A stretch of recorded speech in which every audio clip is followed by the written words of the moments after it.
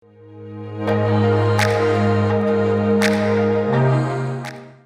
so hello everybody. Welcome to my dance journey. Okay, on this episode, right, we would like to give a warm welcome, especially to our featured guests for this episode, which are Suhaili, Dominic, Jemima, and Jeremie. Yes. So all four of them are currently professionals in their own dance career. But what brings them here today is because of one thing. They grew up in dance families and practically their home is the dance studio. Yes. So to start off, let's get to know each of them more and let's roll. Let's start with Dominic. Hi, my name is Dominic. I'm 21 years old. I'm now residing in Kuala Lumpur, Malaysia. I'm currently a company artist for Ballet Theatre Malaysia. Yeah. Nice. So Jemima, let's go on with you. Hi, I'm Jemima Vaya from Indonesia. I'm 21 years old this year, and currently I have an offer from a Chinese company in China, but it's currently undergoing visa process. So hopefully that will go well and I can go. Nice. All the best. All the best. We can't wait to know you better through this thing, ongoing thing. Okay, next, let's have Jeremie. Hi, I'm Jeremie. I'm 23 years old. I'm currently in Singapore and I'm an artist with Singapore Dance Theatre and I do help out with teaching sometimes there as well. Nice. And lastly, hi Suhaili. The oldest beyond Wisest. away from them. Wisest. Yeah. Hello, everybody. Hi, fellow dancers, all the young and vibrant ones. My name is Suhaili. People know me as Sue. And I'm actually based in Subang Jaya, Malaysia. And yeah, currently I'm teaching. This is my bread and butter at the moment. And as a freelance dance artist, which I choreograph, I even manage and also train international students as well as young performers for any sort of projects, whether it's a competition, whether it's a artwork, so dance artwork, yeah. So yeah, that's what I do now. Nice. That's all we will be doing too. Yeah, this dance thing, I know the pandemic has been not the nicest thing to have around, you know, because of the impacts it has on the dance culture. But it's okay, we're here today to make it work. Okay. Miss Louisa, do you want to kick out the ball rolling? Oh, The first yeah. question of the day. First of all, yeah, I'm pretty curious about, how was their feeling growing up with a dance mom? Yeah, the legit dance mom. You see, it's not the, those whatever show dance mom. This is the real dance mom. Yeah. So who want to say something about their mom and their startup with their mom? Who want to start first? Yeah, maybe Jemima. Sure. I always had the biggest meltdown in her class. Like everyone knew that. Like more than once, she actually dragged me out, while I was like screaming and kicking. Of course, I don't do that anymore. But now she's traumatized. But no, I think being having a parent who understands the world is really helpful and just like really nice. How old did you started dancing with your mom?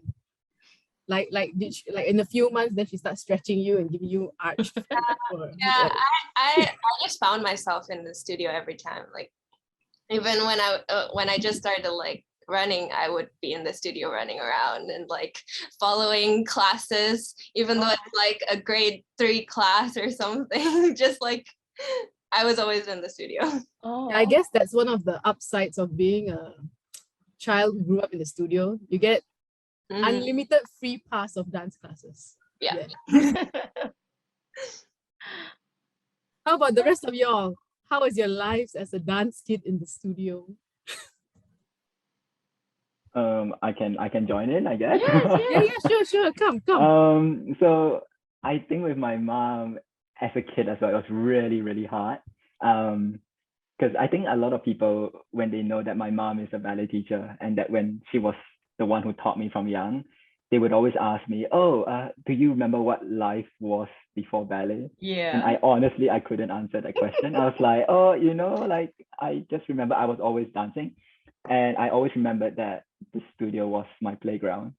And I know it sounds very weird, but I was like, "Oh, I get this playground that has sprung floors, and I get a mirror, and I get to And you climb get the on the monkey bar. bar if I need to." And yeah, so I mean, that was how it started really, because she had nobody to take care of me. And then, so she was just like, "Oh, stay in the corner. And here's some food, here's some toys. Take care of yourself. I need to teach the class. Please entertain yourself."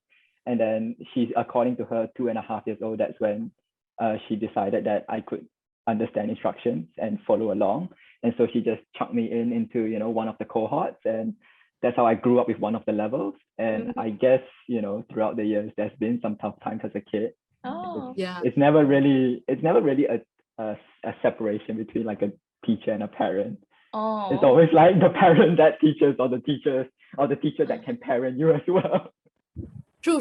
But then, right, you see, okay, so when it comes to ballet, in this Asian community, especially in our country, right, there's this stereotyping with boys dancing and boys doing ballet, right? So at that point of time, when you were like 2.5 years old, were you reluctant to go for class because dancing is just not meant for girls, or you just went along with it? Like, Okay. how did it? Yeah. I have like two parts to answer to that. So I wasn't reluctant at the beginning.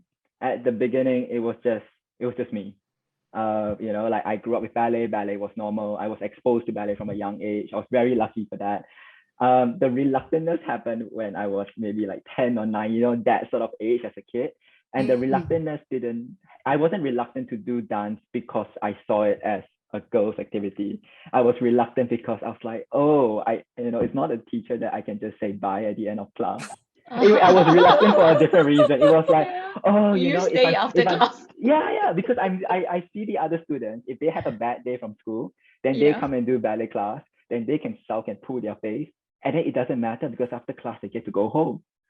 And for me, Yes. if I try to do that, if I try to pull that and I show the worst face possible, I fully expect the nagging to go on, on the bus, on the journey home. I fully expect before I go to bed, she would just keep telling me like, why did you do this? Why were you not giving your all out in class?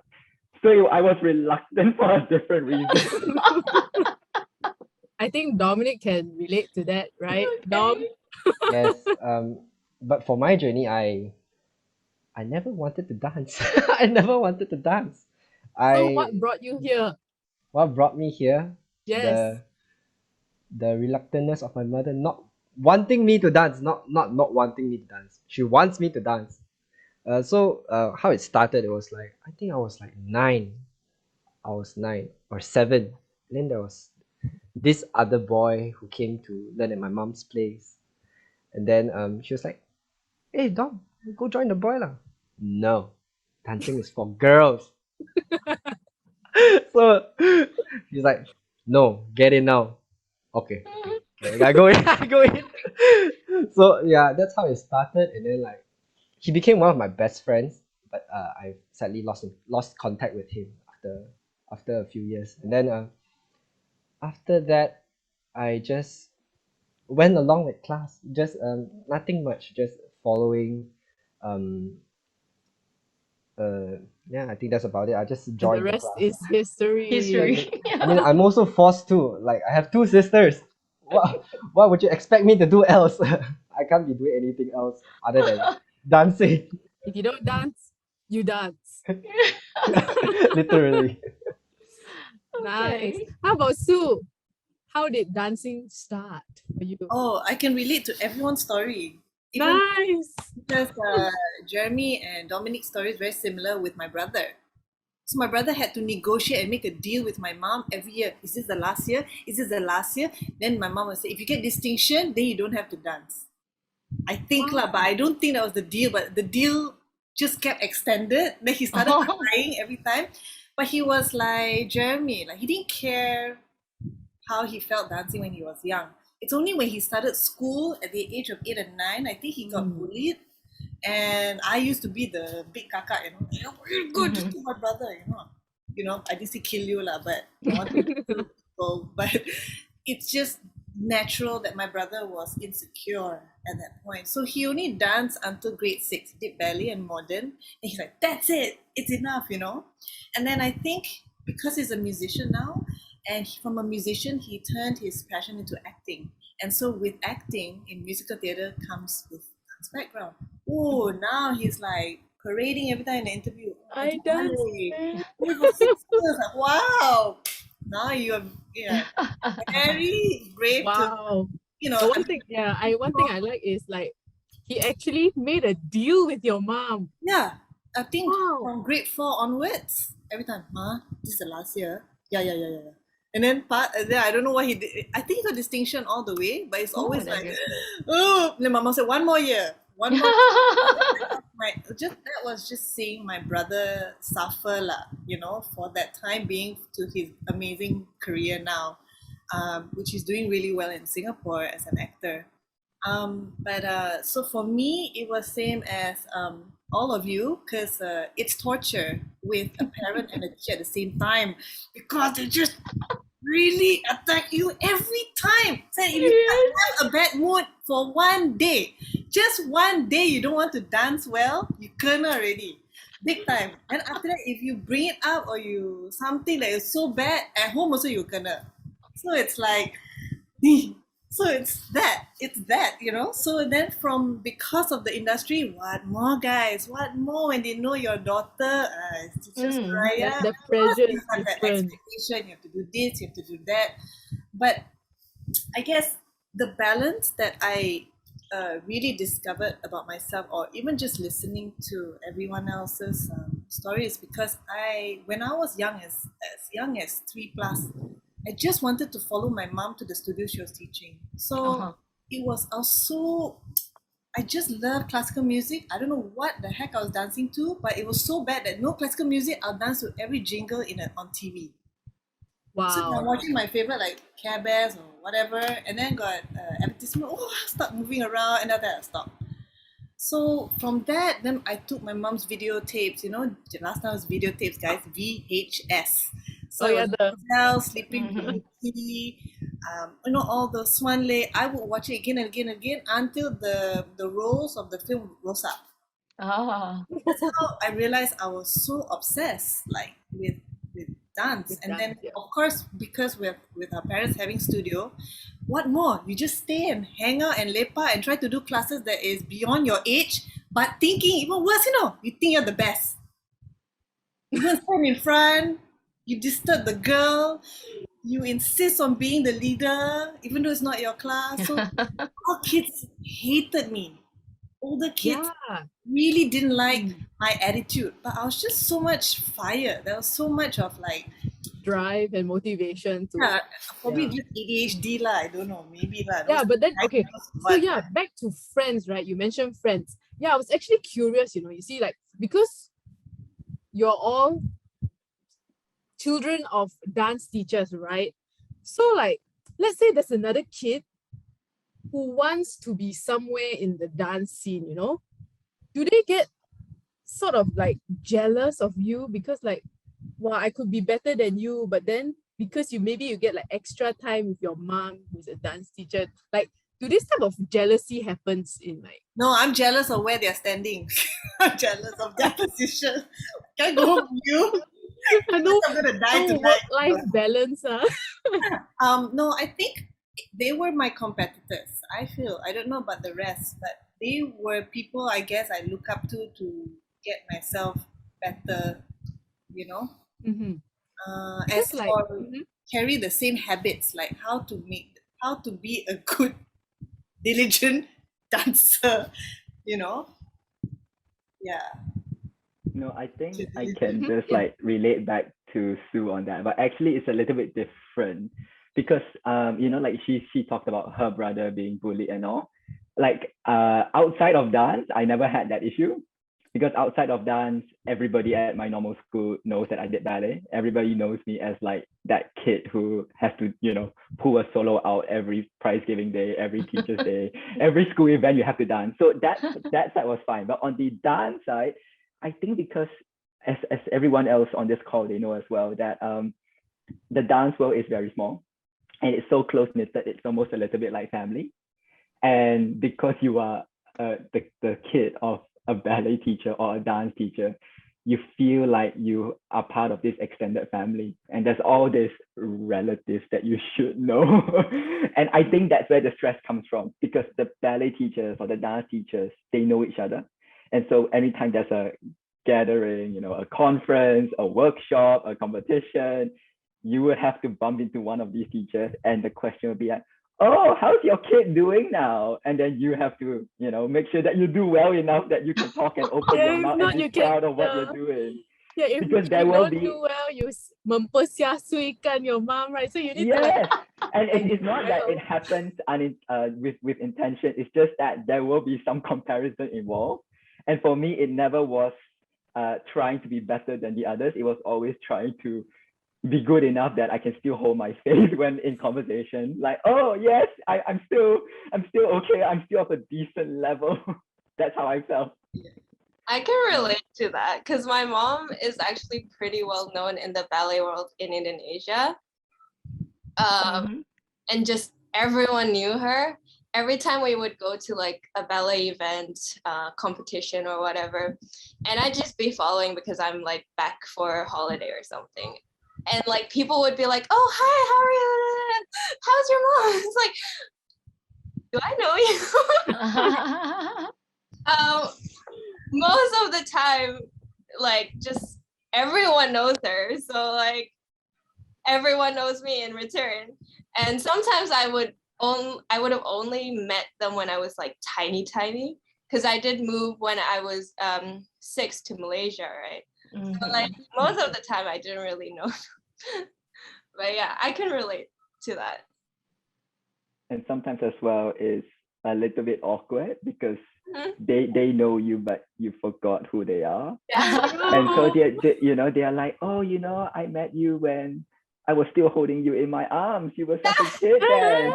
And then you are just going to be like, oh yeah, I somewhat know you. Yeah. I think I know you. I don't know where, but yeah, I don't know where.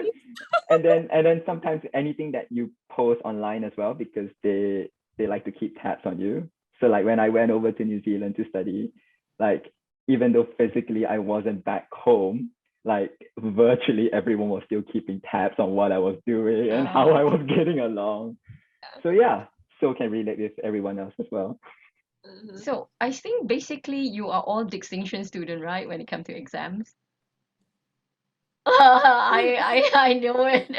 You cannot say no. You Yeah, cannot say no. I guessed it also. Yeah, because I know. So you see, from there, how did you get further into dance, like in competition? I think I'll start first, and I think a lot of people can relate to this journey. Yeah. I think we all started with dance not as something that we strive for. I think we all just found ourselves by luck, by chance. Uh-huh. I think I think in hindsight, it's we are lucky. Of course, at that moment, in that circumstances, given the age that we were at that time as kids, I think we all felt it was a little bit like a curse. Like, oh, we can't go out, we don't have as much free time, we don't get to do this, do that. And I think now in hindsight, I think we can all agree that we were quite lucky to be blessed in a way that, we came into this world already so entrenched, so intertwined in this world of dance. And then I think we all just started dance as a hobby. We all started dance as something that was just given to us that we just enjoyed. Mhm. And then slowly we found what we didn't like. So I remember I didn't like jazz as much as ballet. I didn't like tap as much as ballet. Oh. I remember writing a whole like list, a checklist. Like I was trying to basically write an entire list to prove to my parents why I should stop jazz and Oh. tap because I didn't like it as much as ballet. Okay. Yeah. And then I think as we grew older, we realized that, oh, there were competitions, Ah. and which I felt was quite important. It was quite vital, I guess, to Mhm. a person's development because it provides exposure. It allows well, personally for me, I guess, it opened my eyes to the fact that, oh, people outside are of this level. Yeah. And this was still like the local ballet competitions. Like, oh, it's not just about your school. There's a whole wider world out there, and this is the level that they are at. And I think that's where a lot of us, I guess, that's where our interest in pursuing dance to a much greater level, I think that's where it started, when we realized that, oh, the world is actually so big, like Yeah, it's an so many eye-opener. opportunities. And if I push just that little bit more, I can get out of this little pond that is my own school. I can go and meet all these people. And I think that's how we went into competition. Mhm. And then I think as we grew older, we were like, okay, this local competition is always going to be like a frequent event. So it then kind of serves a little bit as like a benchmark. Like, okay, it's a little bit like of like our little like Olympics, I guess. Yeah. Every year it's going to be this event. Every year you're going to be better than what you gave last year. And then from there, that's how you get scholarships. That's how you go abroad, and that's how you go. So I feel that's what most of our journeys are really. Mm. Yeah. What about Dominic and Jemima? What are your experience about, competition, and how did it help you in like what Jeremy has gone through? Actually, for me, I've only ever done one competition in my life, the Ah. IBGP one, Oh, I 2 see. years ago. Because when I was living in Malaysia, it was only the Malaysian, the TDS. local, yes, Uh-huh. TDS one, and it was only for Malaysians. I couldn't. Oh. And then when I studied in New York, my school didn't allow competitions. Oh. So, yeah, I kind of regret not kind of Not. trying to join competitions because Mhm. now as I got older, I kind of realized how important it was and how, Yeah. as Jeremy said, eye-opening. And yeah, for me, it But was more. you were. I remember watching you. You are not Yeah, bad. You're quite good. You're pretty good. thank you. Yes. Yeah. Despite having been that as your first competition. Yeah. Yeah. Yeah, for me, actually, this is where the benefit of having a dance mom is, where he actually was the one who opened all the roads for me, in which I went to summer schools. Like my first summer school, I think, was in Singapore, and then I also had a chance to do IT international training program in Australian ballet, and then eventually I studied in New York in Gelsey Kirkland Ballet Academy in New York for a few years, and that's where I kind of opened my eyes, where like I did a lot of summer schools in ABT, San Francisco. Like that's where I opened my eyes. Wow. Yeah. That's good. What about Dominic? I guess for me, competitions. I guess as a person, I think I'm quite competitive. So, I mean, I grew up in a dance studio, and then I didn't start with ballet. I started with Latin dancing, as to per my dad. He was the one who trained, and my mom too. We trained. They trained me and my sister to compete a lot every year, about 6 to 7 competitions, and I would see other schools, other students in my category competing, and then I might see them the next one. So I try to, every time I look at my event, and I see how's the benchmark like, and then after getting my results, good or bad, I would try to improve myself and get scolded even more better, to improve even more. So I guess then when ballet came in, I never knew there was actually a career pathway or competitive scene in ballet. So I guess I'm a very how to say competition driven person. I'm very competitive. so so I guess when I went to my first competition in Malaysia, I saw everyone so good, and I just started out like what 2 3 years ago. I'm like, is this who am I gonna compete with? Oh shit! This is So Dom, why. what was it like after your like getting to know that this is the standard of ballet during your first competition, whereby you just did ballet like 2 3 years and then suddenly like you go for competition and you see, whoa, these people have like look like they've been training for thousands of Yeah. years. So Yeah. what Because happened after that? yeah, what happened What was happened after that? I watched the benchmark. I set my benchmark, see if I can reach it, and practice more, practice more. That's why having a dance family is a benefit.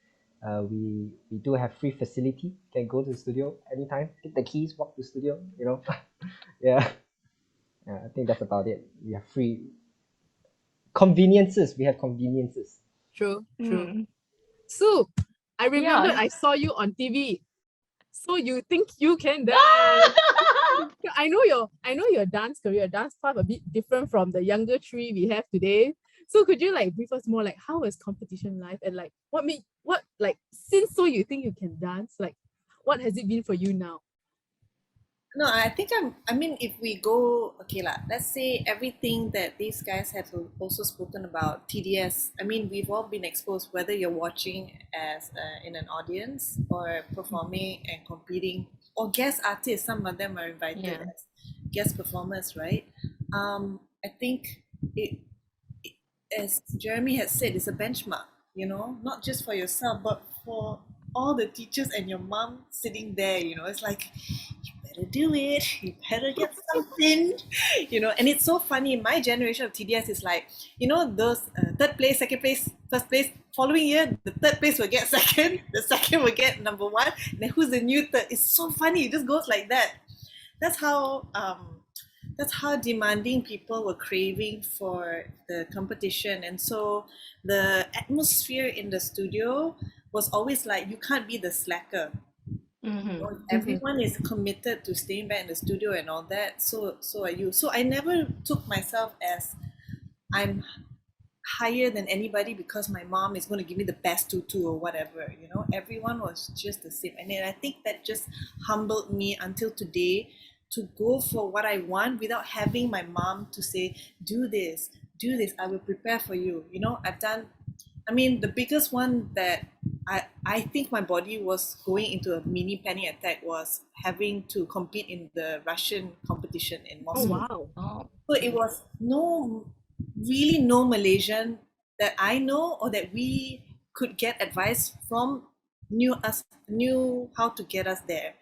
So it's so bad, guys, that at the age of 14, I was 14 to go and compete there. I didn't realize that my body I was so nervous that I peed in bed. Oh. So my mom was so worried because talking to my dad, and I think I overheard as she thought I was sleeping. Because I felt so bad. I was like, what's going on? I didn't really understand what this body works of listening to your body at that time. So, it's my mom was concerned, and all this idea of like, oh my God, she's so driven, she wants to kill me, you want to go through this crazy journey of Moscow. Who goes to Moscow? Only Russians and Ukrainians, like, why would someone from Malaysia want to compete? Like, so, this mixed up negative emotions somehow was just totally lifted up when she spoke to my dad and said she's really trying to hold it there. What can I do? And then I think they were speaking, saying like, get her, okay lah, maybe I'll get her something if she gets through the next level. Just get her something there, like something like a new pair of shoes or something that time it would make me feel better. Yeah. So yeah, coming to now with So You Think You Can Dance, the different types of dance, ballet was my only thing. What I know, dance is ballet, ballet is dance. That's it. Like that time Latin was not in at that point. My mom's interest also of introducing to the Latin world was not there yet. So my life of growing up was just ballet and modern. So modern was more like Merce Cunningham kind of like technique in the ISTD syllabus. Then going to Australia opened up my mind, blew my mind a bit about contemporary dance. Because I thought contemporary dance was just buto dance. I said, I'm not going to do this buto thing. It's so hard to understand. It's so hard to engage for like half an hour. So, so my perception of a lot of information was misconceptions, basically. Then So You Think Can Dance was just because I was so hungry and because I was coming back to Malaysia for good. I couldn't get a PR. It was too expensive for the proper law, the legal affair of like trying to invest in something. I don't qualify. The job doesn't qualify to get a PR status. I just came back. So I came back and I was just lucky to drop into this. I call it the pot of gold of me. That's how I met Miss Louisa. Yeah. And I don't know why I call Uncle William, not Mr. William, because he always say, "Call me Uncle William." So that was the environment of really not just because I'm already, exposed to contemporary dance, but understanding that there's so much that I've missed out, or that I could take this advantage from So You Think Can Dance and just explore choreographers, veterans, upcoming artists, like that time Judy Marr, Pat Ibrahim. So I was exposed to musical theatre in the local scene, and not forgetting the commercial scene as well. How can I bring up this brand of who I am? So I was hungry, You were shaped into it. I guess. Yeah. I suppose in that sense, having to, grow up with all Miss Leela, Ramli Ibrahim, all these uncles, Joseph, same thing like Jeremy said, "Oh, I know you, so I listen to a little girl, like, who's this Uncle Joseph? I don't know, why is he suddenly in TDS with this Aswara boys, at that time." So, and because of the scene that I had to build around, like I shaped into it, I really developed the maturity to access it on my own because of the pressure, or the good pressure that I got from my The exposure you have. As well. Yeah. Yeah, I think like Suhaili, you and Jemima has got something like culture shock on a lot of between your dance journey and competition. Yeah, in a way, it shaped you to something that you are not. But Jemima is like first time after so long of ballet. Yeah, her first competition was MIBGP. Yeah. I think Dominic and Jeremy has got a better like they were built. Sustainable. Gradual. No. Oh, no, come tell us why. Okay, What yeah, tell happened? us something then. Tell us. I mean, so you think that there was a smooth journey in competitions? Is that what it It's was? a built-up transition to where you are now. Meaning I learning thought, curve not so steep. yeah, because like after hearing Suhaili and Jemima, it's wow, these two girls has got strong minds. Well, I guess the marketing is very good on my Ooh. side. No, I mean, I think there's just a lot of things we don't tell the public just because we were not ready. Yeah. Like I mean, again, I would like to always use this word. In hindsight, it always looks easy because it has been done. Uh-huh. But at the time itself, it hasn't been done. And so you feel, I remember, what was it? I wanted to, I think, because because I wasn't just about dance as well. I was about like studies and dance. Yeah. And a lot of it was just like internal pressure. So I remember there was like in standard 6, I wanted to get like straight A's and I wanted to get that.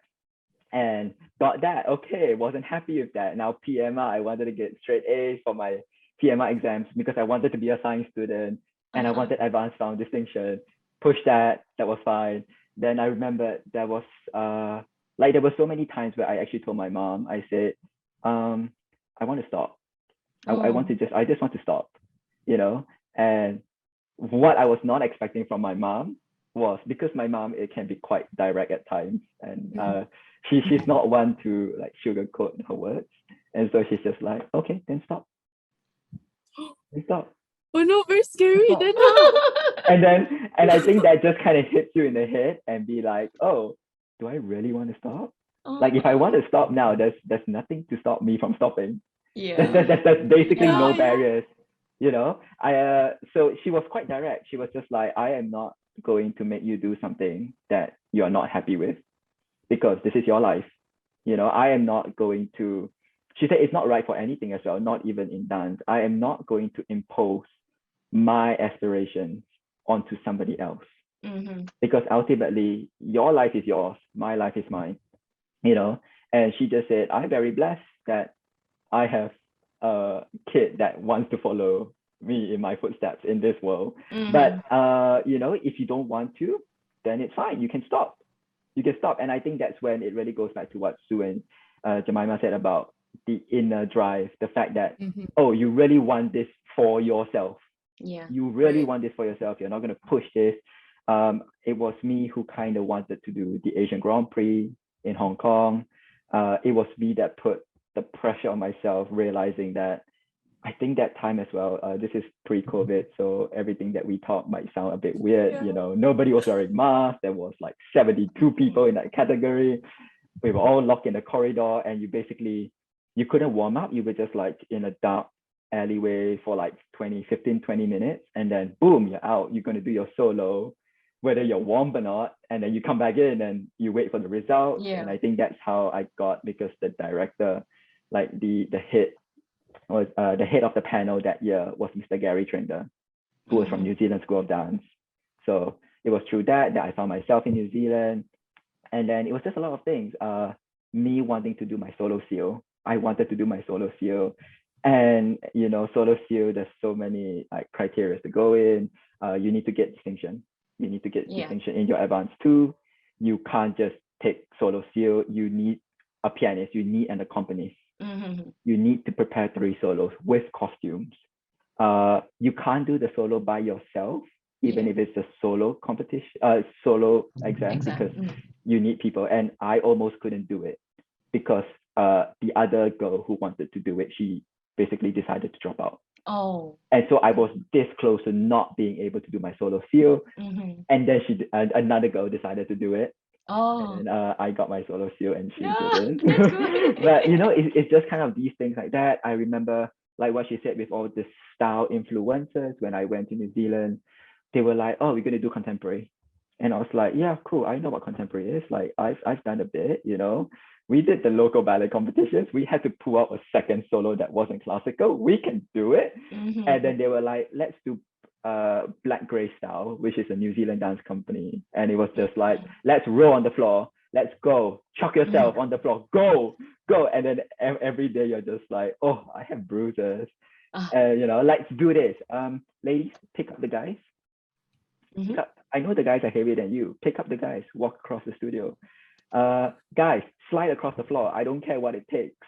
You know, it was all those weird things. And I remember we go in, and then there was a guest tutor, and he was just like, oh, today we're gonna learn 4-size. And then you were just like, oh, I guess we are learning 4-size technique today. You know, I guess I will have to take it till I make it. So I think all these events kind of make you question whether you want to dance, whether you're really up for it. And I think like how what Sue said before, like you know, how they wanted, oh, we will give you something if you achieve this.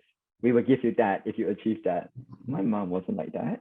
I remember one of the competitions, I was so sick. I had like an IV drip before the finals. I was in the hospital before I went to the final. And my mom was like, do you still want to do it? I was like, yeah, I want to do it. You know, she didn't offer me any incentive. She's like, oh, you want to do it? Okay, do it. If you want to do it, you do it for yourself. You don't do it to seek validation from other people. Yeah, true. Agree. And I think it's all these things. It's just like, I think on the outside, it looks like my path was quite smooth. Like, okay, we go from A to B, B to C. But I think if you really look at it, Like the parts that we don't I- tell, it's like A to B, B to Mhm. A to F. Nope, we're not going F yet. Let's go back to C. I think it just keeps jumping. I think you took the challenge well. Yeah, I hope so. yeah. Mm-hmm. Yeah. And what about Jemima? What was your experience when you went to Gelsey Kirkland Academy? Yeah, what was it like? Um, a lot of stress. Oh. So I learned from amazing Russian teachers. I Uh-huh. absolutely loved the training. Just Kelsey is a little crazy, and her husband. So it was kind of it's the type of school that was like, oh, you're too fat. Oh. Wait, or like, oh, you don't have good feet. You're not in this. You're not gonna be in this. Like Mm. you could be rehearsing for a role till Mhm. the day before the show, and they could be like, never mind, you're not going to perform this. Wow. Mm. So it took a lot of like mental Mental Yeah, stress the and mental stress. anxiety. They put you, yeah. Oh like dear. it was a lot, but thankfully though my mom was there with me, Oh. and that gave me a support, and she also knew all this stuff because she was helping with costumes. She was helping Mhm. with costumes, and she knew all this stuff, so I could really just like talk to her about it and she would understand. Yeah. Like there was a lot of stuff crying. Oh. Overall though, I really appreciate the experience I got from that. Like again, the Russian teachers were amazing. Mm. I wouldn't be where I am Mhm. without them. And also during the summers, I was also able to just get a lot of experience from other schools too. Mhm. So yeah, I mean, Oh, you know, I know you've gone through a lot. Can see it. Okay, what about now Dominic? What do you have to say about your experience in Kirov? You were accepted into Kirov Academy of Ballet? Yeah, I was accepted to Kirov Academy of Ballet. I joined the summer in 2017. Yeah, 2017, and then they offered me a full scholarship in for the year round. So my experience there, I guess it wasn't as stressful as Jemima.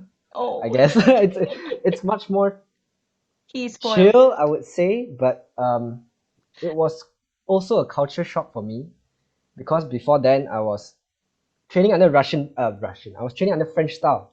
I was doing the French method, and then suddenly I went to a Russian school and it's like, oh no, I can't do this, I can't do that. Oh no. What's the difference? The difference, I guess, some terms, some terms that you get used to, it's kind of different, and then you learn 6 different types of words to say it, and it's like, hey, okay, I'll try to remember the choreography.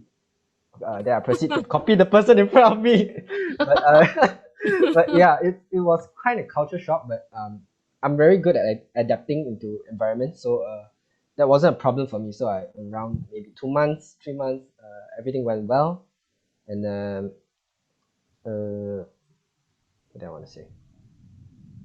In Kirov, I guess yeah, it wasn't that stressful, but I don't know. According to the teacher there, we were a bit on the weaker side. All of us from different countries, different cultures, different schools. Um, there were like 7 out of 10 foreigners, so all of us came from different type of training and stuff. I came from my mom, and then other people came from different schools. So we were kind of weak according to their expectations. So most of the time we were all back to basics. We're learning how to do pliés again. We're learning how to do tendus again. We're learning how to do this, do that, and then in the span of 9 months, I could say I've really learned a lot, a lot, including that I finished only until up to advanced one already. I have learned a lot. A lot. Opened my eyes so wide. I think I might become a Powerpuff Girl, but I don't know. Yeah, but after that I came back. Mom taught me to teach, so I taught a bit. And then after that, I was like, I finished 1 year training. What am I supposed to do now? Am I supposed to go look for a company? Am I supposed to go back to study? Mom, what do you want? So after that, I think she was really into it, telling me to go study. But after going to Kirov, I really wanted to dance. In contrast of what I was when I was 9, I didn't want to dance, but now I really want to dance. I really want to go experience. I want to touch a dance theater. I want to do a lot of things.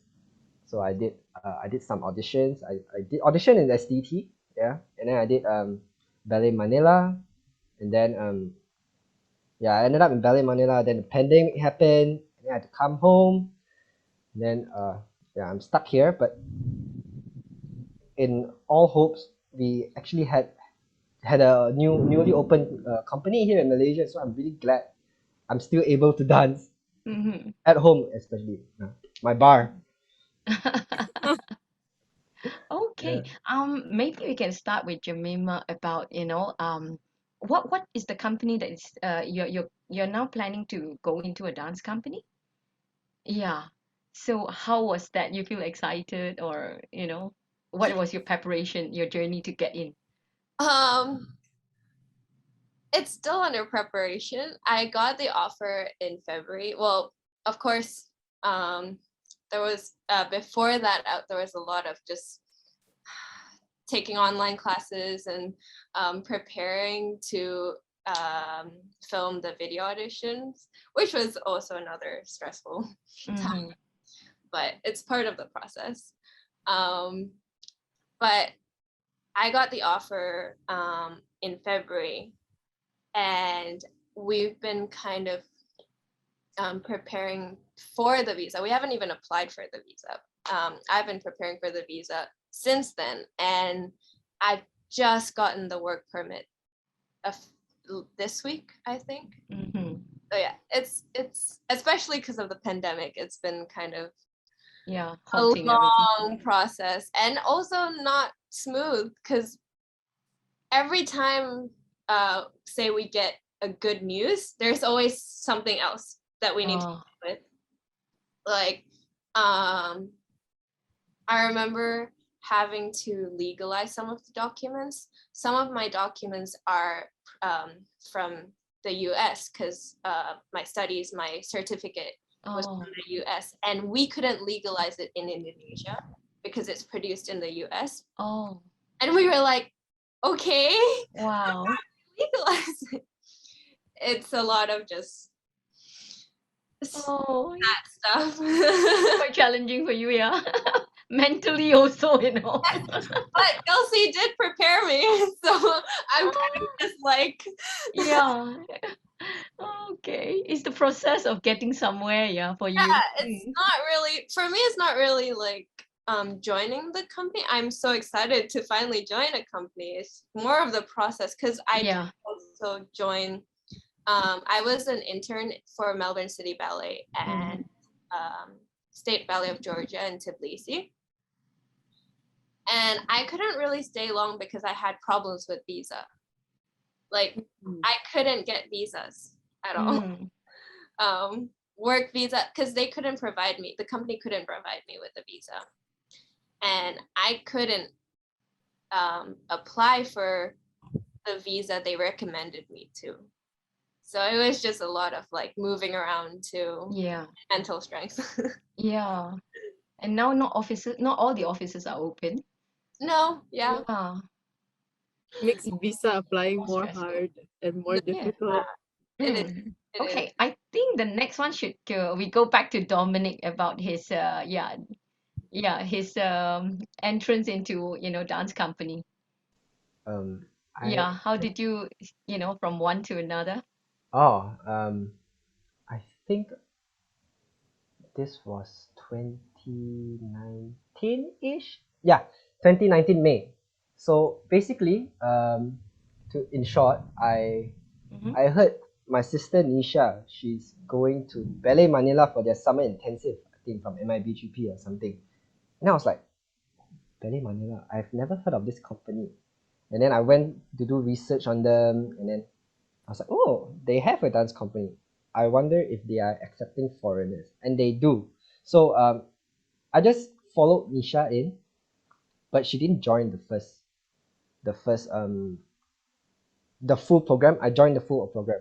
So she only came because she couldn't, and then I personally message the director, which is not professional. You should email the directors first. Don't personally message your directors. So I personally messaged the director, and she said, "Oh, just come and join the summer intensive. Yes, we shall do an audition there."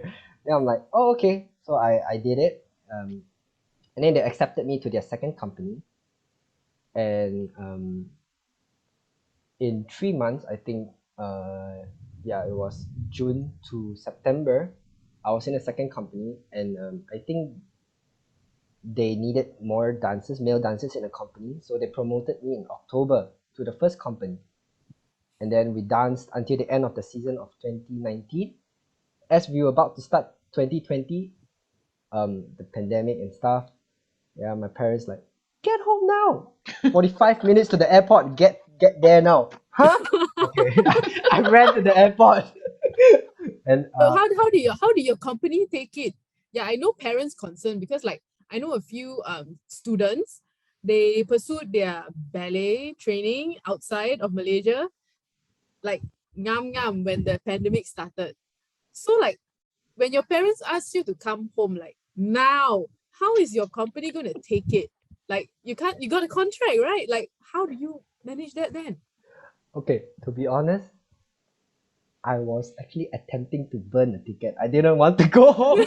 I wanted to dance You there my didn't want to life. go home. I didn't want to go home. I thought, but of course, don't do that. It's a bad thing. So actually before my parents called me, they bought a ticket and discussed with me. Our director actually spoke to all the foreigners. She spoke on behalf as a parent that she would like all of the foreigners to go back to their home country. They didn't want, not to say she didn't want us to stay. She said it's still our choice, but she prefers us to go back to our home country. So yeah, that's approval already lah to go home. Mhm. But then I still don't want to go home lah. Why But then I not? still Why have not? to because uh confidential confidential. Okay. So were you learning a lot when during your time in this dance company?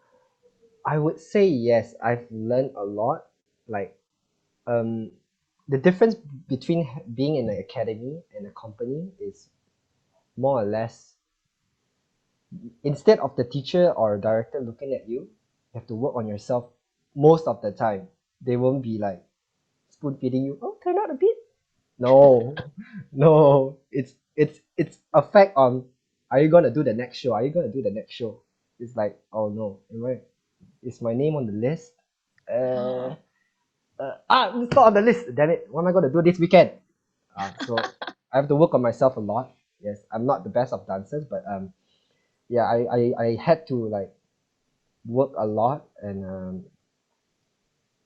yeah, I think that's about it. Mm.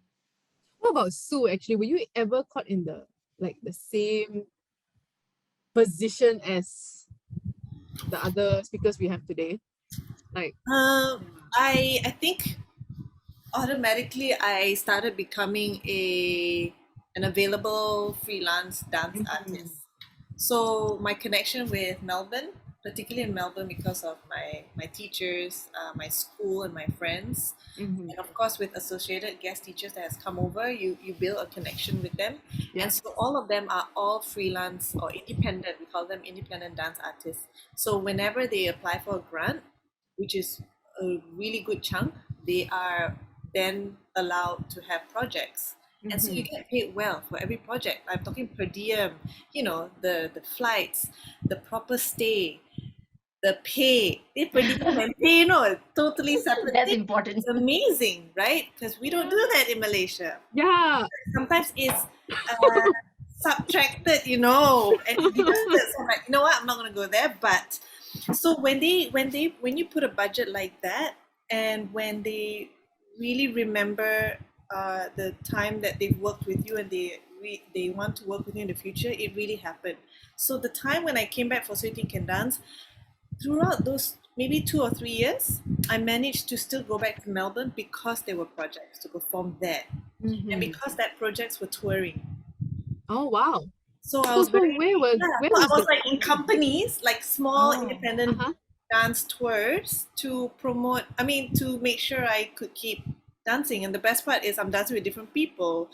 Um, Coming back to my favorite place, Melbourne, because as you grow and understand and appreciate how much you have grown from who you were before in Malaysia, and that culture shock transform, and you convert to the appreciation of the arts and culture there, as well as the people, you really feel very diversified. So that was an sorry, your question just now, Oh, Nico?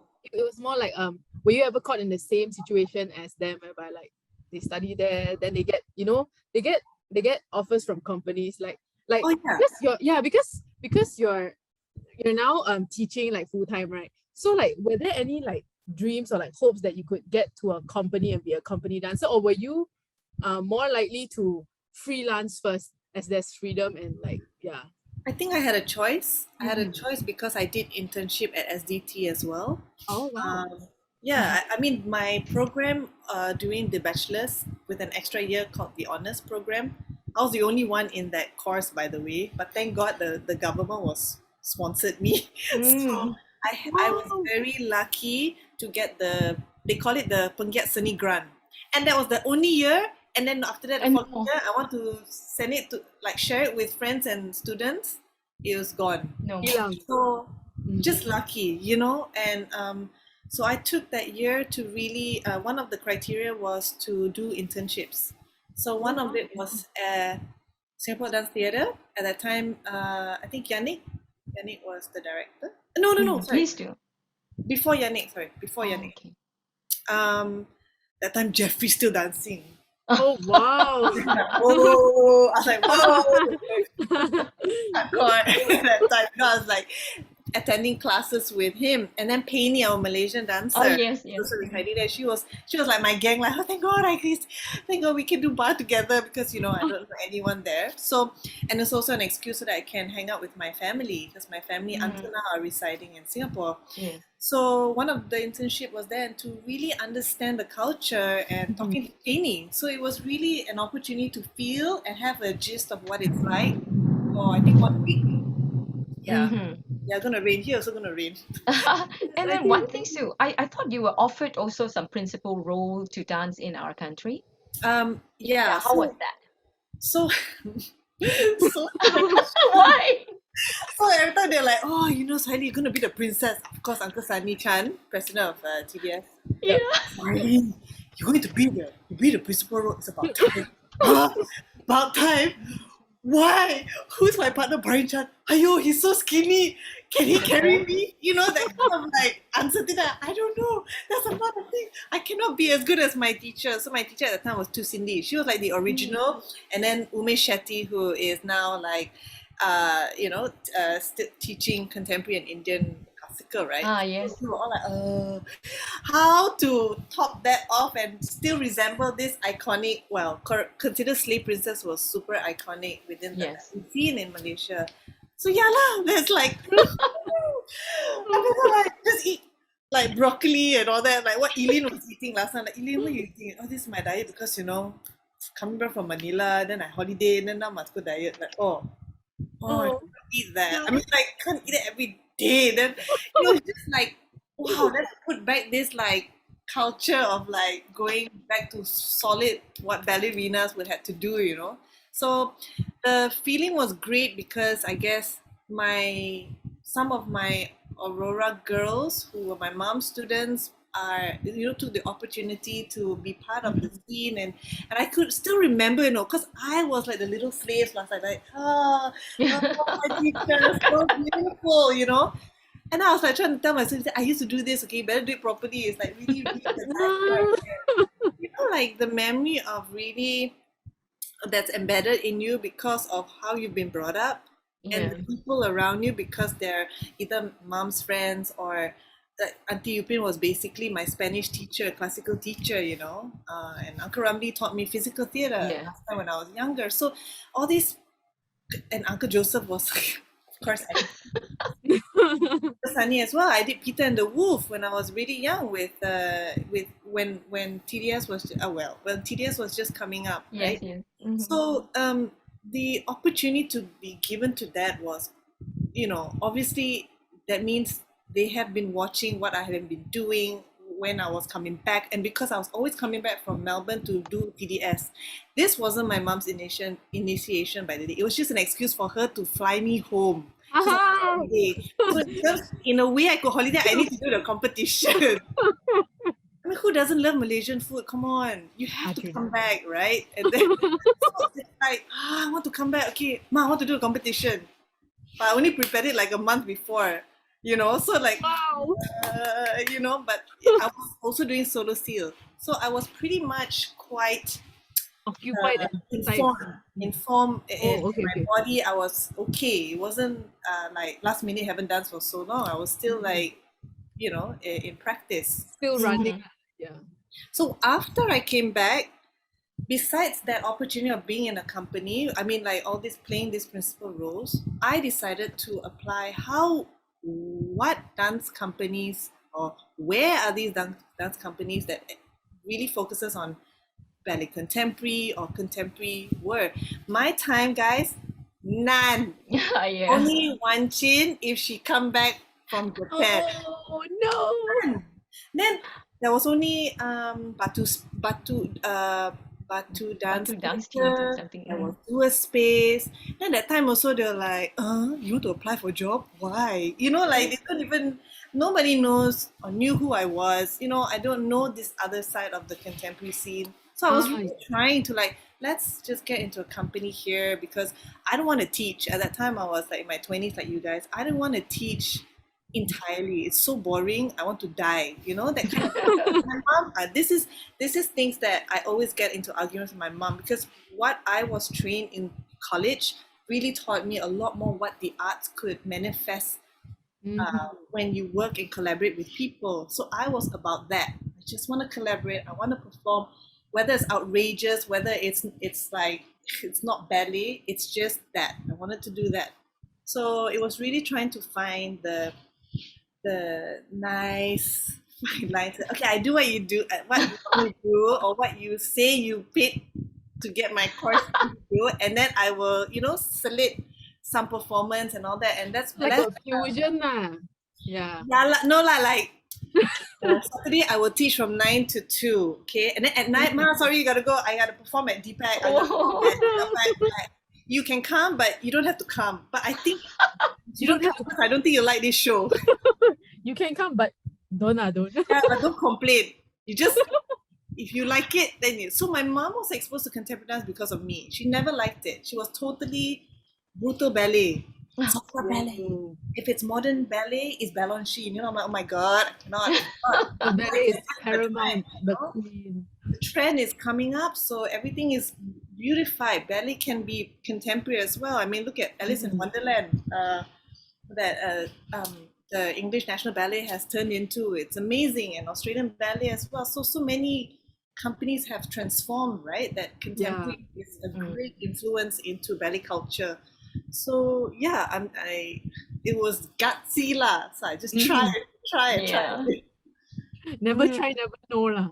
So companies, I did try. I tried to mix into the local, because I think local has so much talent.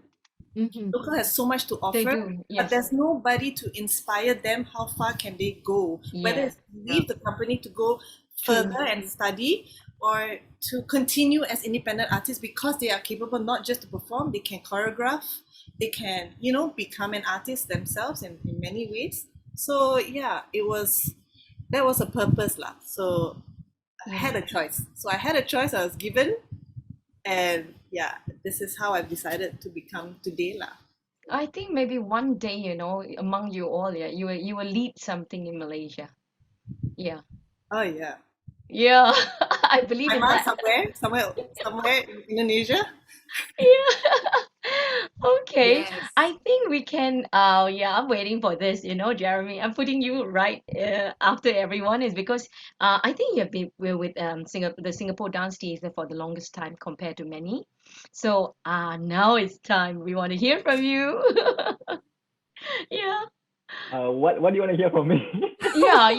What are your experiences and how much you grow with the dance company? Oh, Yeah. I think nothing can really prepare you.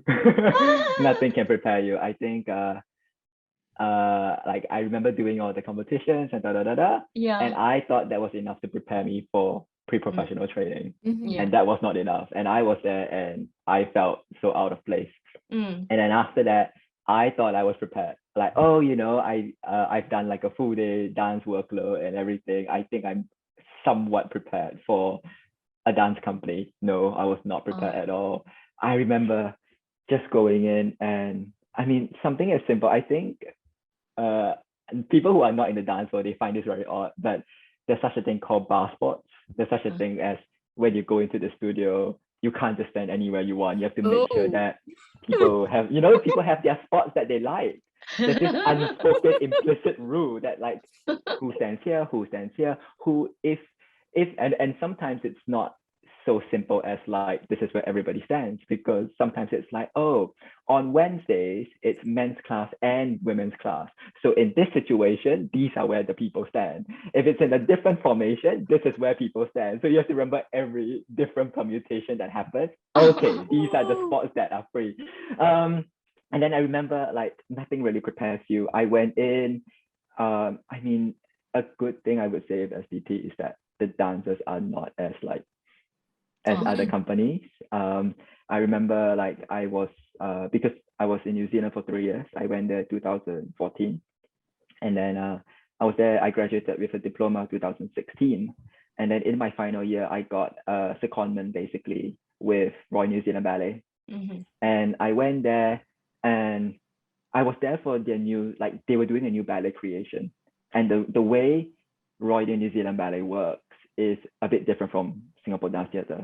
Singapore Dance Theatre does like a lot of work in 1 year. You have 6 different performance seasons. You have maybe 2 tours. You have, little like studio showings. Like basically, you have something on every month, and that's the minimum. Wow, that's good. With Royal New Zealand Ballet, it was very much like, okay, maybe one big ballet, one triple bill, one full length ballet, and that's it for the entire year, because Oh. they tour, and so they just keep doing the same thing. And it was quite weird because usually they would only take people in if they need like a big cast. So it's like Giselle, oh, they're gonna pick some females from the school to fill up the numbers and everything. But that year, I think the director was Mr. Francesco Ventriglia, and he wanted to do a new ballet. He wanted to like commission a new ballet, The Wizard of Oz. And so basically, he took I think 4 of us to be like, okay, I want you to learn it, go. And then I remember just like learning everything. And they do this very different way where they have 5 casts or something. And so it was like cast A, cast B, cast C, and then D, E. If you are in D and E, you basically would never perform. D and E are just pure backups. So it's like grading system.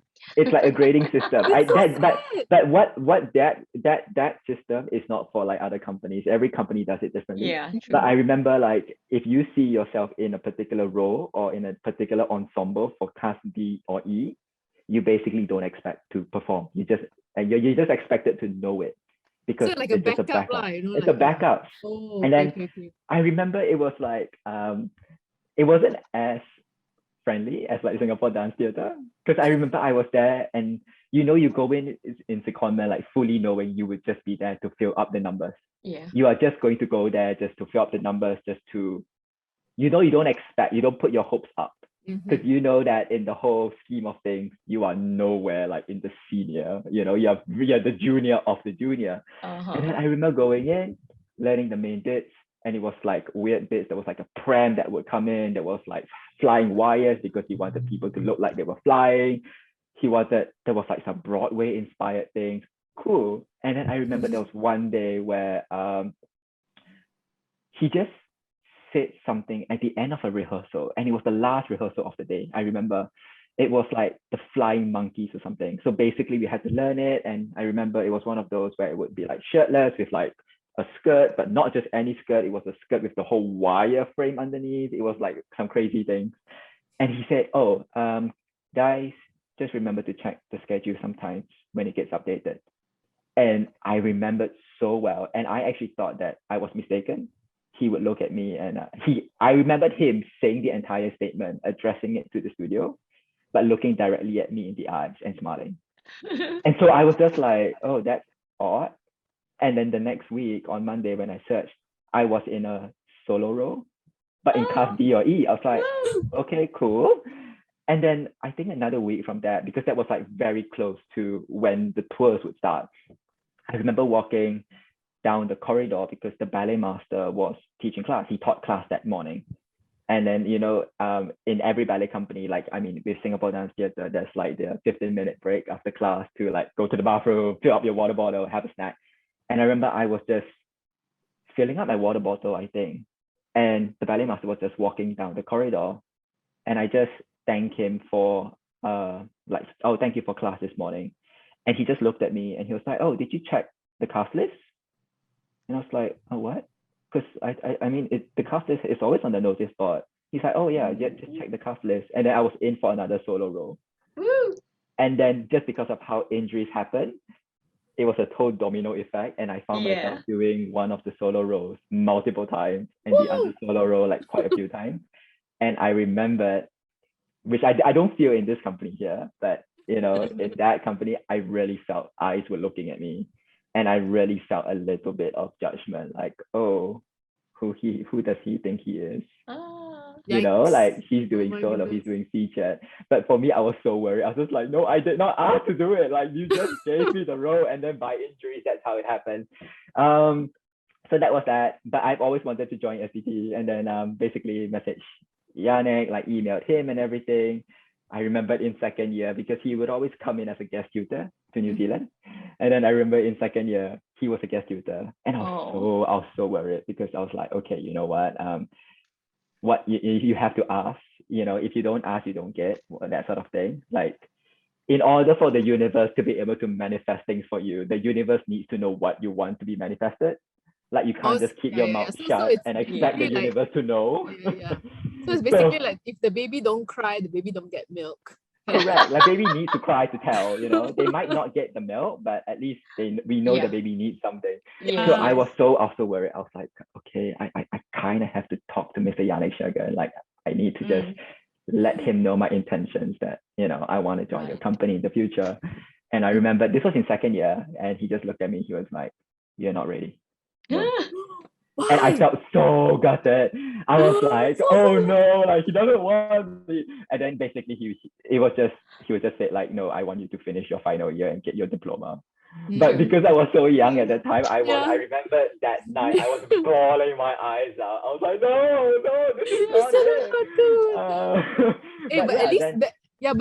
But at least he told you, I want you to finish your third year and diploma. You see, he gave you like, this is what I think you need. Yeah. And he's like you need the final year to finish the training. And then so I remember that was that. And then what was it? Oh, in like June, July, that's when like winter break is in New Zealand. So I had to go up to company classes there.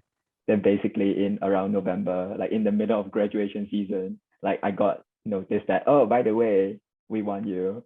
And I was like, oh yeah! Yes! That's so I want somebody and somebody wants me back. I know. And then so I was so happy. Went in, I was not prepared basically. Like there were some things I was not prepared. Like I remember in my second year, the way things work here is that you usually have like a cast list and then you have names in brackets at the bottom. I mean, it works differently. I mean, you saw with Royal New Zealand Ballet, it was like in column form. Here, it's very much vertical form. And so I remember, based on what I learned from other dancers, that if your name is under another person, that's your spot you have to understudy. Okay? And I remember there was one thing, Symphony in 3 Movements by Niels and Anna Heen from Rotterdam. It was 14 couples. So I think it was like seven 7 guys, 7 girls. Under the 7 guys, there were only 2 names in parentheses. And so I was just like, who am I learning? And they were like, oh, in this case, you learn everybody. You learn all 7. Oh. And it doesn't matter. Like in the 7, there's people doing solos, there's people doing quartets, there's people going. You need to know. You need to. Sorry, you need to know. You need to know your shit. You really need to know your shit. And then I remembered, okay, cool. And I was this like weird person at the side, like always just not trying out because there's no space, but making sure I know. And then that piece got brought on tour. I remember that the triple program, the triple bill that went on, it was in KL at KL Pack 2018. Yes. It was like Sticks and Stones by Kingsman Chan. It was, I think, Banishing's Rubies. And then it was Nils and Anahin's Symphony in 3 Movements. And I remember, I was like, okay, cool. So that night, no, that matinee, I remember that matinee, cool. I was just going to do Sticks and Stones, which I'm in. And then I have to stay in costume because they need me for the photo taking session. Like they needed 2 costume dancers to just take pictures with the audience members after the show. And then I remember finishing the first piece, and it was an all guys piece anyway. And I remember finishing the piece. I went up, and for some reason I didn't like take out my makeup straight away. I was just like sitting down on my phone a little bit, and then I heard some commotion going on in the corridor. I was like, oh, what's this? Turns out one of the dancers strained his neck. He couldn't go on, and he was in Symphony in 3 Movements. And they were like, okay, Jeremie, you need to go. You need to go. And because basically, I think by then I was the only cover available.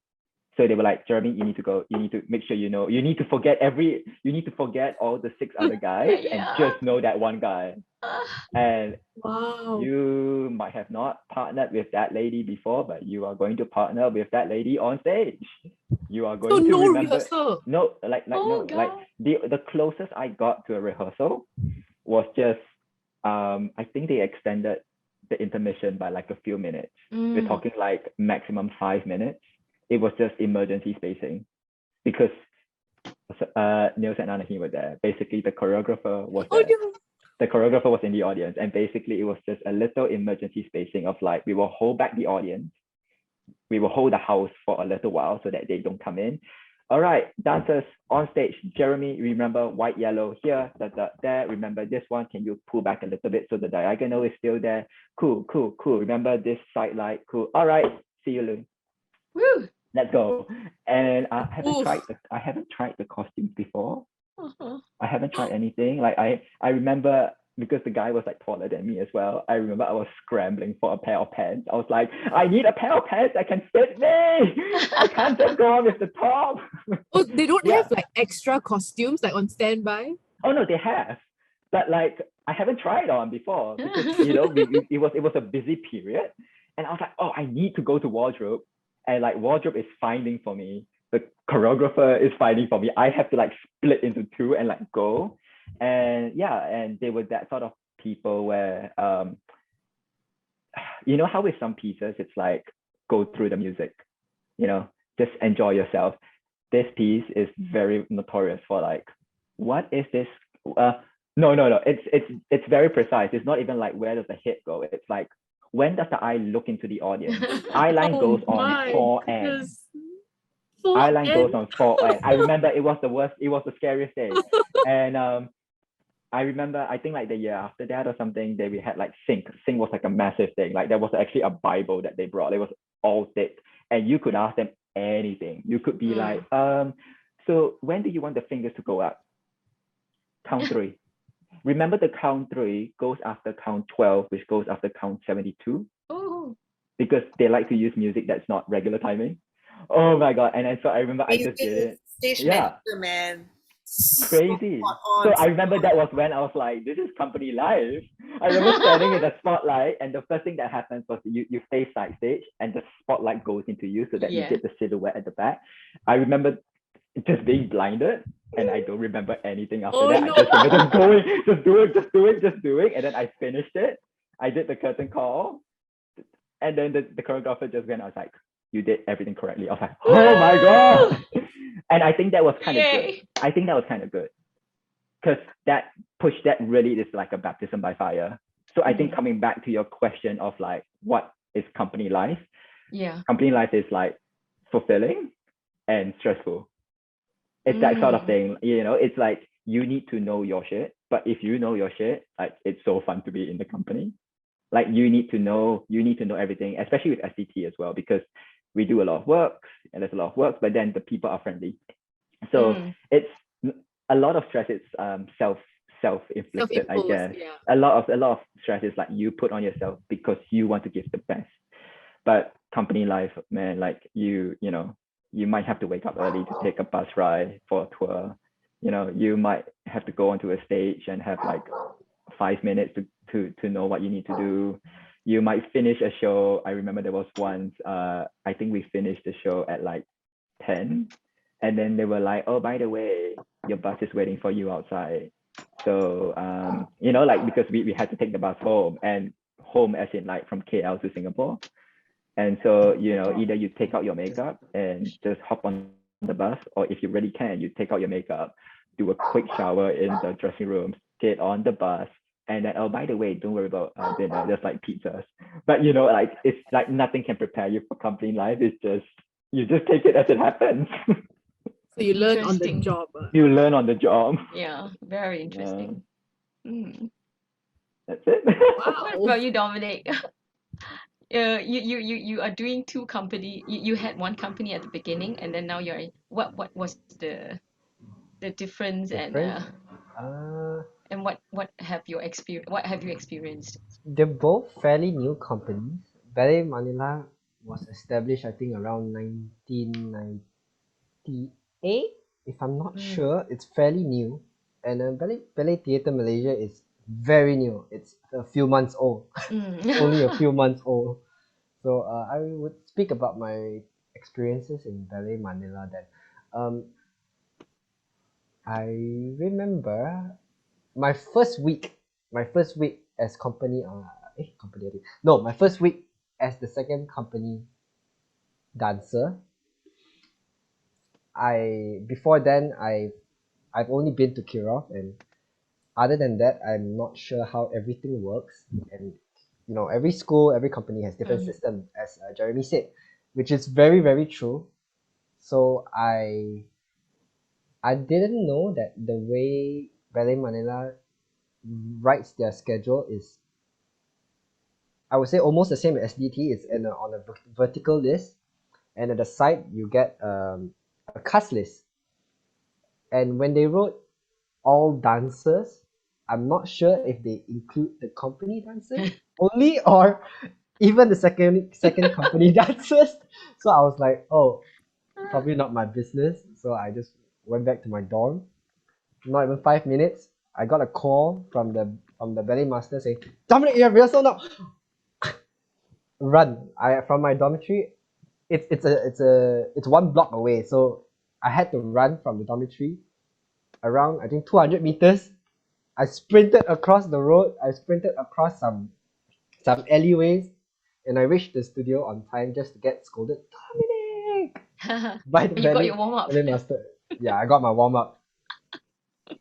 One more thing, I forgotten my shoes. I forgotten my shoes.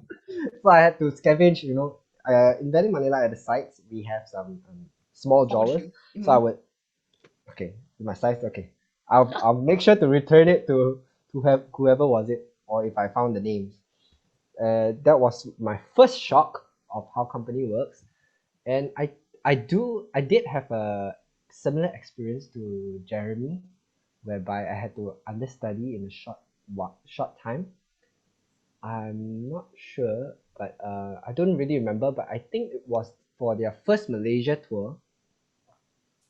I don't think I knew that I was supposed to do because that was where they planned to host the promotion for me to go from second company to first company. So I was just given some roles, and they were like, "Oh, you do this now. You learn this, and then you have to learn the others." So I was like, "Oh, why though? Why can't I just learn this one part?" And then as time goes, we just kept on switching places, and like, okay, I know everyone's part now. You put me anywhere, I would know. I would know the cigarette girls part also. I would know the girls parts too. So that was that. Um, and then uh, as per what I said before, I'm a very competitive person. So there was once, uh, right before COVID, I think it was around November. They were having a very big uh collaboration with the other two companies. So there's three main companies in Manila: Ballet Manila, PBT, what's PBT? Philippines Ballet Theatre, and Ballet Philippines. Ballet Philippines and PBT is the national theatres, while Ballet Manila is a private company which accepts foreigners. So they were having a big show at the National Theatre of CCP. Yeah, at CCP, not CCP, at CCP. I don't want to say the wrong thing. At CCP. So it's a really, Is CCP a auditorium? it's a complex. It's basically like an area. It's a Subang Jaya, a Oh, very okay, small okay. Subang Jaya. Yeah. So we had a show there, and so I was looking at the cast list, and I saw.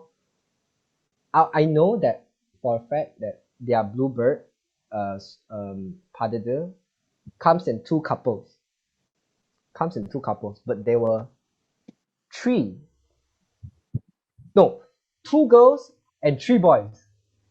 So the first boy, he was definitely doing the part because he's a soloist, and me and another guy was the company artist. And then I was looking at the schedule, and then the guy who was the company artist too was coming to me too. He was like looking at the schedule with me, and we were like, huh, are we competing or something? And then the ballet master came in just at the right time, saying, oh, both of you learn this part, you're gonna have a competition.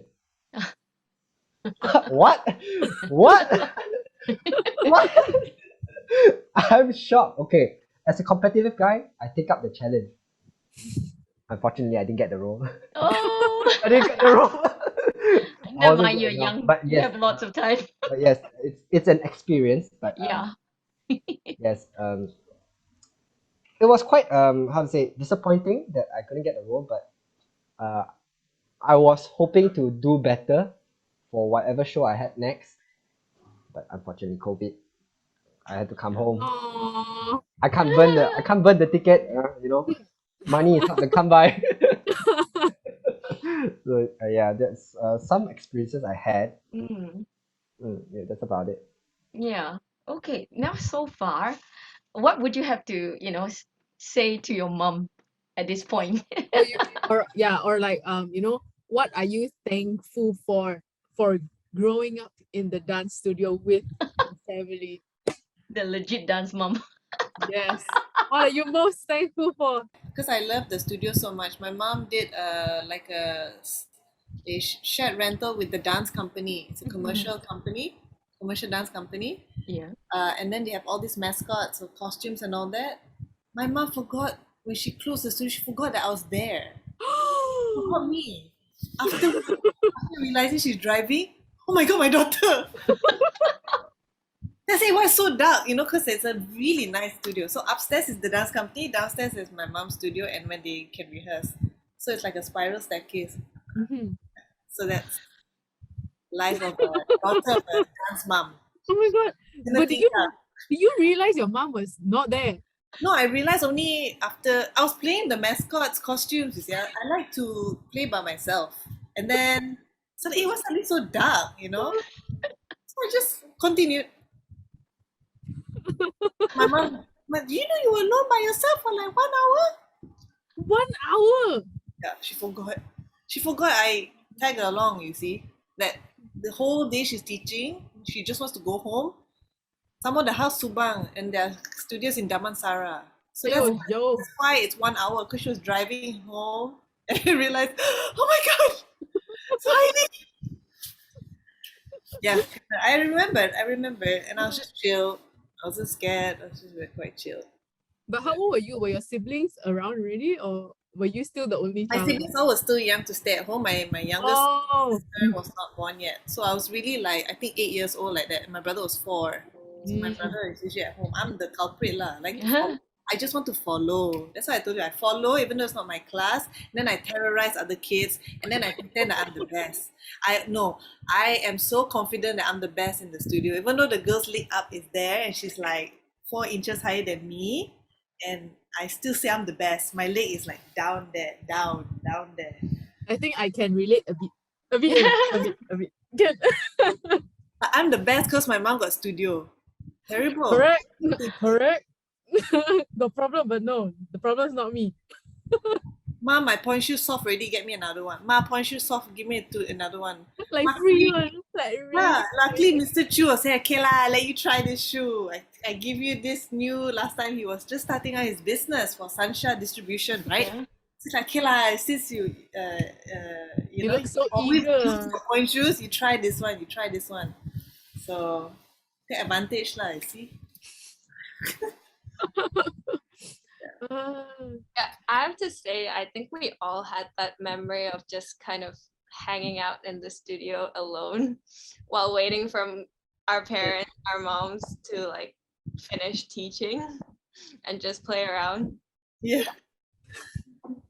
yes, and that's a favorite spot where you sleep, right? If you're too tired. It's just that one spot. Yes, mine is actually in the where's the place called? Where she keeps the stocks, like you know, like some students they need shoes, can so sometimes she'll prepare it there. Yeah, I'll be asleep there, just in that small room. No, I'm quite culprit actually. I just cause trouble. Yeah. A lot. When you say thankful, you mean like the filtered version or the unfiltered version? Exactly. I'm like, Wait, which one do you want? filtered lah, filtered. Okay, filtered. Filtered lah. Okay. Okay lah. Actually, I can give you both lah. Filtered, basically for, I think all of us can say lah, for giving us the careers that we have now. I think that's the easiest way to sum it up. To, you know, we are thankful. I mean, this is not like just the parents, but this is just specifically being in a dance family. Thankful for all the experiences lah. Thankful for all the experiences and for giving us the careers that we are. Unfiltered, for my personal opinion, is for giving me a lot of character building, development, events, exercises. Because I remember she would like to throw curveballs at me. She would be like, Jeremie, I have to talk to a parent right now. Can you just like take over the class first for the first 10 minutes? And I remember this is why, like, I mean, in hindsight, it's good because now on top of, you know, rehearsing and performing with SDT, I'm also like an ADC, like adult dance class teacher for adults, you know, who can be up to 60 and over.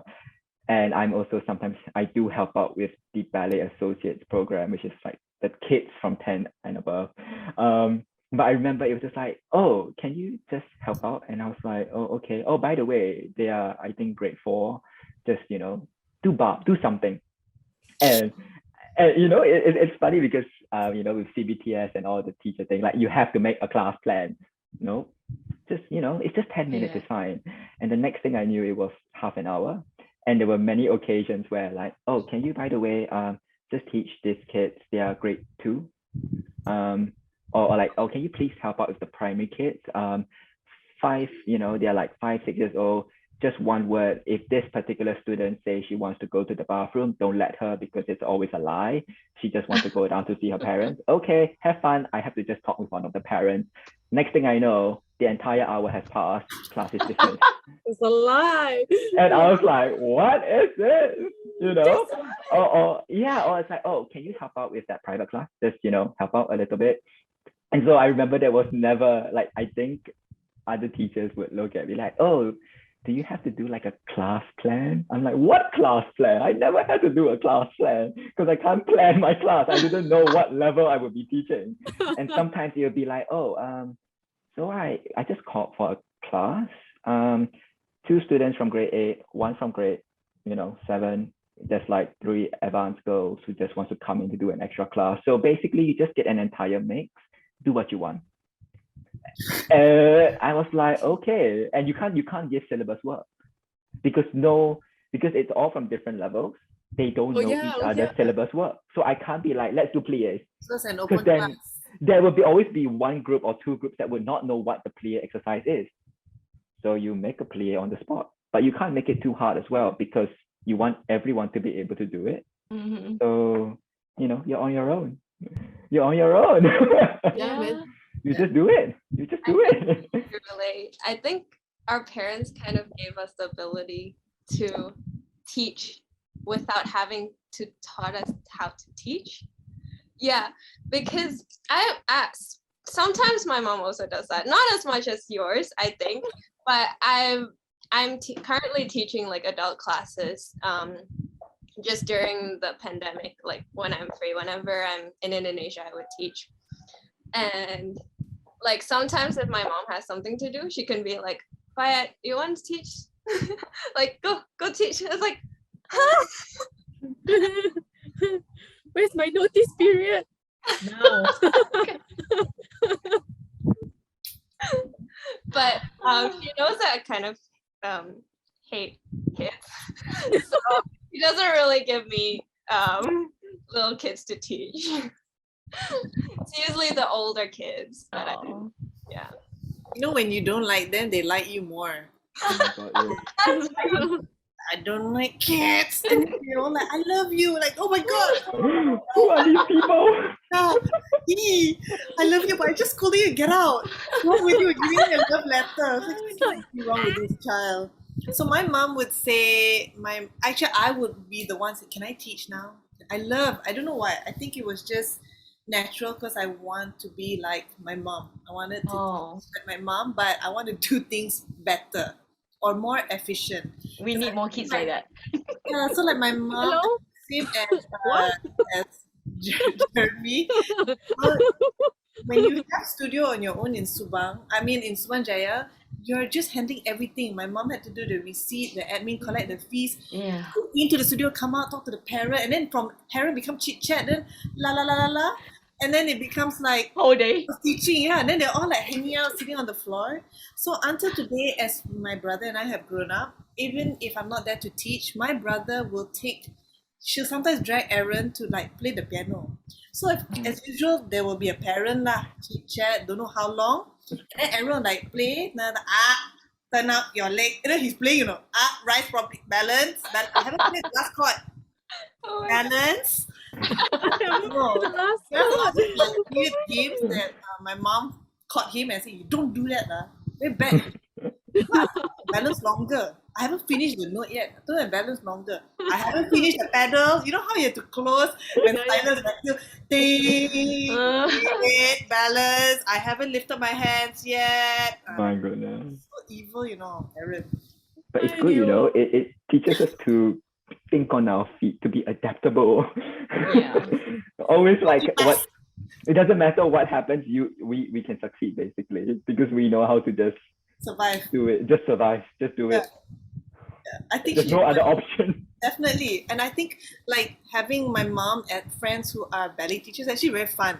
Like so fun to see them chat and talk about ballet. Then very mean lah. They talk about really nonsense ballet also. So we also join them like and we become the imitators. So very bad. We become the entertainers for their tea time, Very bad. Yeah, true. I've gone to like many lunches and dinners where it's my mom and like fellow teachers, and I'm just like the only kid there, like listening in and like talking, also joining the conversation. There's that random thing as well, where it's like all the gossip, but you're not in a position to say the gossip. No So comment. you're just this vessel that knows everybody's business, Yeah. but you're not allowed to tell, but you know everything. Yeah. And sometimes, like especially when we were little kids as well, they kind of forget that you're there. So like they kind of forget that you're at the table, and they would just talk everything, and then you're just sitting there going like, okay, I guess I'm sharing all of this. Yeah. I think basically my mom and seeing my mom's friends, I think I've learned sacrifice and a lot of dignity. I think dignity to uphold what they have started and how I far they have gone until today actually, and still trying to keep up with the trend of teaching kids and still believing some old tools are still relevant today, which I totally agree, but yeah, now that they're growing older and I'm seeing all my mom's friends, and even like Madam Lilian, this it's so nostalgic to feel how much power they were as individuals. Um, so it's really self-sacrifice what they've done for. I mean, my mom for me, even finding money, the courage to just find money and work with my dad. My dad was like a driver for us every week from Lao Joy Gusin, Lao She to like Taman Tun, Auntie Yupin to another rehearsal somewhere else, and from one place to another just to get training. It's like, oh my god, because we can't use it in our studio because our studio also have our own classes, so we go to other people's studios. So yeah, it's just, oh, they could have done something better for themselves, Yeah. but the whole commitment is just the children. And that's a reminder for me now as a teacher. Like, if I were to commit for this 1 hour with this kid, what can I do to empower them? Even though I may not see them next year because they stopped dancing or what, but how can it progress to the next thing? And I think that's what my mom has cultivated in me. Um, yeah. So, I think also it's just very much about being human. I mm, think that's what I realized. Like, and sometimes you don't notice the effects straight away. You notice the effects much later. Like there were many times where, um, like my mom would get maybe like a new student to come in as a new enrollment, and the student's mom used to be my mom's old student. So wow. basically, like my mom taught this because my mom started teaching when she was quite young as well. So the age gap difference wasn't so big, and the student basically grew up her formative years. Yeah, she didn't become a teacher, she didn't become a dancer, she became something else completely. But it was so formative to her formative years, basically, that when this student grew up and became something else, became somebody else, and then had her kid, the first person that she thought to was like, okay, I want my kid to learn ballet, and I want my kid to learn ballet under the teacher that taught me. And I think that it really teaches us about humanity, the fact that we shouldn't be selfish. It's very much about being selfless, but like what Sue said, I know it sounds bad and it's maybe not the best business acumen, but we don't do it in hopes of future gains. Like the future gains will come. Yep. We do it because we want to strive for what is best. We try to always give our best in that situation, and we try to give our best. Not only like we try not to only give our best, we try to give what we feel is the best for that person. It doesn't matter whether we are speaking to a parent, it's just an interaction, whether it's something in the ballet studio, outside the ballet studio, whether it's a student. Like sometimes when I teach students as well, it doesn't matter whether they are decades older than me or whether they are younger than me. I see them as equals. And I remember there was one time I did score like an entire class of kids, teenagers. And I remember just telling them, I think this was like the associates kind of thing. And I remember just telling them, you do realize that, so like basically this class is an audition class. You do realize not everybody can come into the associates program. You do realize that you audition to get in. And there were so many people who couldn't get in. And here you are just messing around. And I told them, like, it's not about us wanting you to follow our footsteps, to be in the ballet world, to be in the dance world. We just want you to know that, hey, if you are willing to come and spend your time here, you are going to give 100% of what you've got, maybe more, because there's always a little bit more in the tank. And so what if you don't dance anymore? So what if you go into something else? So what if you go into, I don't know, business development, if you go into engineering, if you go into the medical field, you are going to give 100% of what you got. Because what's the point of just giving 50% and, and expecting it to be all right? even if that 50% is going to be enough to get the job done, we have this self-drive, and we have this idea of we treat people like humans. And I remember telling some of the ladies off, and I say, you do realize I don't call you all girls, I call you all ladies, because I feel for this age especially, girls is a bit too like young, and I do not see you as young kids anymore. Yes, you are maybe still kids, but I see you as individuals. I see you as thinking individuals who are able to think for themselves. Yes, they might need guidance. Yes, they might need a bit of like reassurance sometimes if they feel things are not going how they feel. But I'm going to give you the due respect. I'm going to call you ladies, because I feel you all are at the age now where you all deserve to be called back. You know, I personally feel that me calling them girls gives a sort of like a, not a power imbalance, but a sort of gap where, no, I'm much older than you, so everything that you do is not going to be the right option. No, like it might not be the right option in my opinion, but it will still feel like maybe it's the right option for you, and I'm going to respect that option. And so sometimes it's very much of the thing of maybe you respect me, but I find that for most times, going back to that subject of humanity, a lot of the times when I scold the ladies, it's not about them not respecting me, it's about them not respecting themselves. You know, I tell them like, I am respecting you. I am still willing to push you all. I am still willing to correct. I'm not giving up on you. Yeah, true. So why are you all giving up on yourselves already? Like Exactly. you all still can push. So I think that's what like being in a ballet family like teaches you. Like we are not just machines. Like we are humans. We have so much more feelings to ourselves. Yeah. Did you try your mom's psychology method? I've tried many times. Okay. I've tried many times. Then you'll be like, I've tried many okay, times. And actually, Almost right. it's a case by case basis. Like there were some people who are, you know, the same kind of makeup as us. We will go, oh no, and then there are the I other have to think people what I who just are did. a bit more carefree, like, oh, okay lah. Teacher gives permission. Teacher gave authorization already. Okay. I was like, oh no. That teaching aid does not work for this one. Oh no. Yeah. No, I definitely have to thank my mom for literally being everything. Like she's my driver, she's my manager, everything. She's my mom. Like she did Costume maker. Yeah, Sorry? just even a costume maker. Yeah, costume maker. She also cooked for me when we were in New York. She doesn't cook anymore. We hate cooking. This family hates cooking. But she cooked for me when I was in New York. Like everything, she was there for me. Yeah, and of course, thanking her for opening a lot of opportunities. Doors. Yeah. So unconditional, that unconditional love. Yeah, super powerful. Okay. I think we've got quite a lot already. Yeah. So I think we can wrap up from here because the next episode will be the legit dance mom after yours.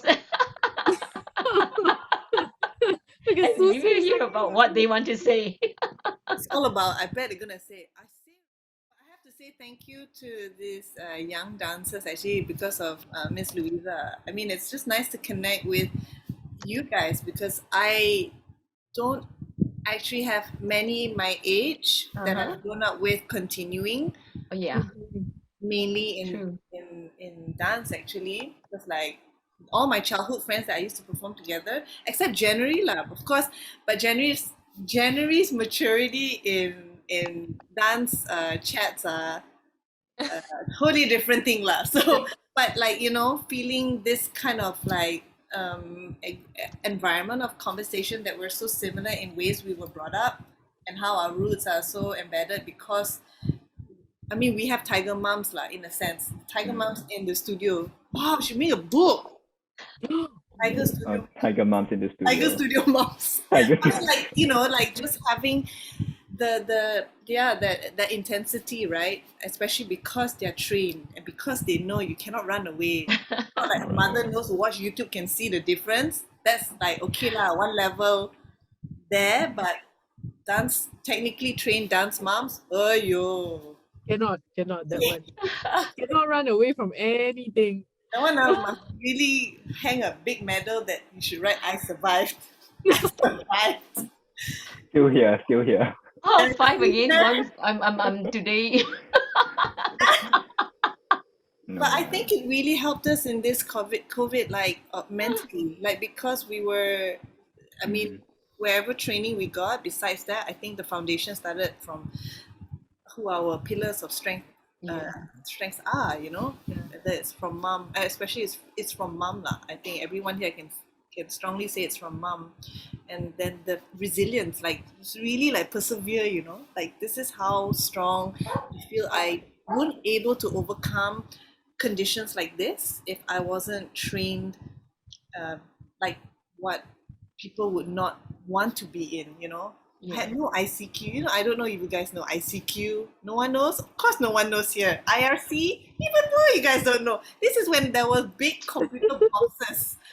My computer was generated. Everyone chat online, and I didn't have that access. I had no TV, console, gameplay, whatever game, TV things. So it's really like we know. I mean, I guess you guys know, and that nice synergy together The here, camaraderie. really got us to like, maybe this is a time to express how we really felt. No, Just let it out. but actually going back to like what Sue said, it's actually very, very good. Like it actually helps us, especially during this COVID time, you know. It really made us more gracious, really made us really grateful for stuff. Yeah. Like I think now, like moving on, like I, you know, like with SDT after, I think this is my 5th year now with SDT. Wow.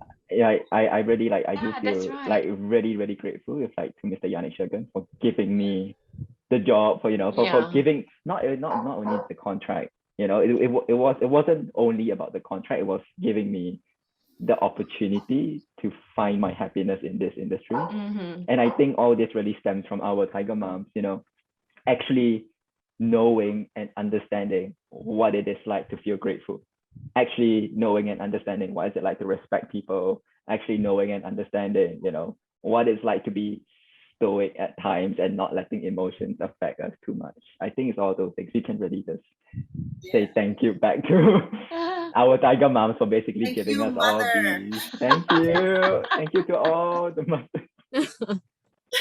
Yeah, and also to all the dads who, you know, were drivers, Yeah. Yeah. I taking think us from the here support and from there. dad too, right? Definitely. Yeah. Mm. Okay, Cool. so wrapping up. Mm. Thank you everybody for watching our episode for today on Dance Journey. Yes. I hope to see you guys soon. There's no click like or subscribe, but then like and comment if you want to see more of this. Yeah. Yes. Bye.